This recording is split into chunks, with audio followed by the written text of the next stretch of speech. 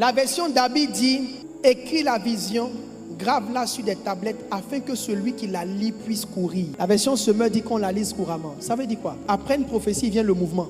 La prophétie doit te trouver dans une posture. Quand Dieu dit il va pleuvoir, ce que tu dois faire, c'est prendre un vase. La foi que tu as dans la prophétie se lit dans ton mouvement. Ce n'est pas que Dieu ne t'a pas menti, mais tu n'as pas suivi le mouvement. Je vais te bénir, je te bénis comment? Je vais te rendre milliardaire. Où sont tes entreprises? Les milliards, on met ça dans quoi? Tu es couché à la maison, puis les sacs descendent, et puis tu attrapes tes sacs, on dit...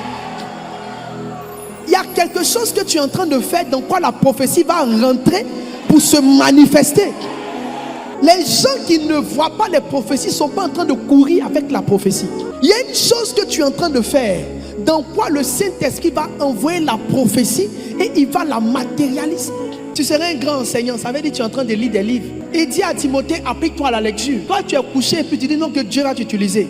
Tu sais le temps que ça prend de donner des idées qu'on prêche pendant des heures. Une chose que toi-même tu dis, tu ne comprends pas. Ce n'est pas quelqu'un qui va comprendre. Les chrétiens sont paresseux. Ce qui tue les prophéties, c'est la paresse.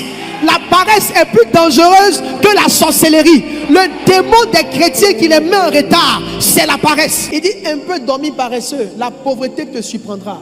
Peu importe l'huile qu'on met sur toi, peu importe les paroles qu'on dit sur toi, s'il y a la paresse, la pauvreté te surprendra. Il dit un peu dormi. Le nombre de temps que tu fais à dormir est le signe que tu es paresseux.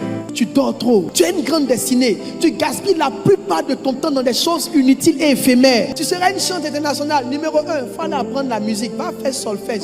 Va travailler ta voix. Les gens sont assis là, c'est là vers l'huile d'onction. Pour être des gens frustrés. L'effort que tu fais dans ton mouvement montre à Dieu que tu es prêt à recevoir quelque chose. Que celui qui l'entend court, Dieu va honorer ceux qui courent, pas ceux qui dorment. Vous recevez la prophétie au même moment, mais dans leur accomplissement, c'est ceux qui courent qui la saisissent. C'est pourquoi ceux qui prient beaucoup ne sont pas riches dans les églises.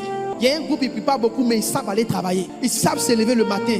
Ils savent sacrifier le repas de midi. Ils savent rester au bureau à 14h. Ils savent rentrer à 2h du matin. C'est la raison pour laquelle c'est à eux que Dieu donne de l'argent. Toi, tu as droit à ta sieste. Et pendant même que tu fais la sieste, tu as 3 ronflements dedans. Ronflement 1, ronflement 2, ronflement 3.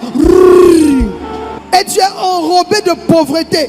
Il n'y a pas un paresseux qui devient quelqu'un. L'apôtre Paul dit que des hommes se sont infligés une grande discipline. Il dit donne-toi entier, afin que tes progrès soient évidents. Quand quelqu'un commence à briser les limites, c'est qu'il s'est donné entièrement. Des gens qui veulent être dans le ministère, mais qui aiment la plaisanterie, qui aiment la télé, qui aiment le téléphone, qui ne passent pas du temps avec Dieu, qui s'ennuient dans la présence de Dieu. Dieu ne fait pas combine. Ceux qui sont en train de se positionner, c'est à eux qu'il va donner la chance. Chaque jour de paresse, chaque jour de sommeil est un jour de disqualification. Même si tu n'as rien à faire.